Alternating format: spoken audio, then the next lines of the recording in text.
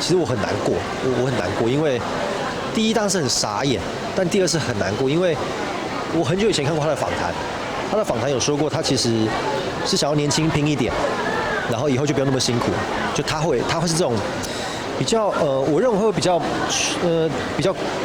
乖的小孩，就是比较保守，因为比较传统的孩子的好孩子的想法这样子。好朋友们，大家好，我是佑胜，嗨 ，Hello， 好久不见，都是好久不见的朋友 ，Hello， 大家好，我是佑胜。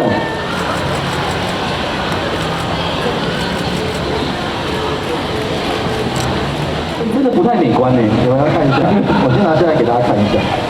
我总觉得刚被选到的3位是被整的。这个汤有点像番茄汤吧？你的表情很重要哦，同学。那个大哥都在拍哦，你的表情，用表情说话。现在给你5秒钟的时间，5、4、3、2、1，好了，不勉强你了，好吧？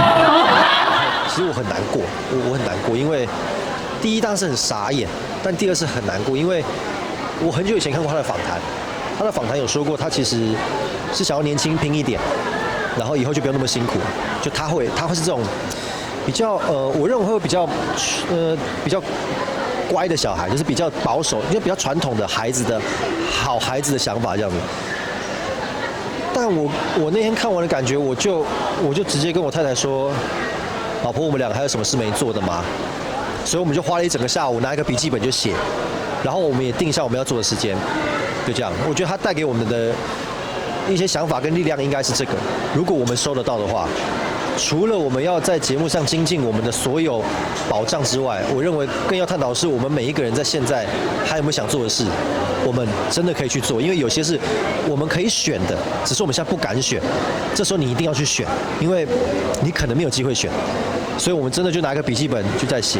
那天是这样，因为我怕，因为我不知道那个是什么，但我就是踏嘛，然后踏的时候就会有那个画面了。可是这踏下去的时候，发现其实只有那么薄的雪层跟冰层被我踩，因为它下面，因为我是完全听着呼吸的，我是去感觉那块是怎么样，就发现没有任何震动，也没有任何就是龟裂或者都没有，我才敢往前啦。但我其实想象过的画面。那整个过程你出去，然后到人家去营救你，大概花了多少？半小时以上。营救我，你讲？你不是说人家是没错，他们是来救我，没有错。发现有状况。对，一回营地就被大骂。应该说我是这样做选择，但是真的面临到死亡的状况没那么多，只有南极这一次是真的，所以才必须写。到底有什么话想对孩子说？因为毕竟他们以后没有爸爸了嘛。我要什么话对我的阿嬷说，对我爸爸说？他们以后没有儿子，没有孙子，所以那时候才认真去思考这个问题。然后有给老婆看吗？老婆当然有啊，但后来就没有先看啦。这个东西是要用的时候才拿出来看，没有就不要拿出来，没事就把它撕了这样。就偷偷写。对，回来就拥抱他了。我还跟他讲，这个对。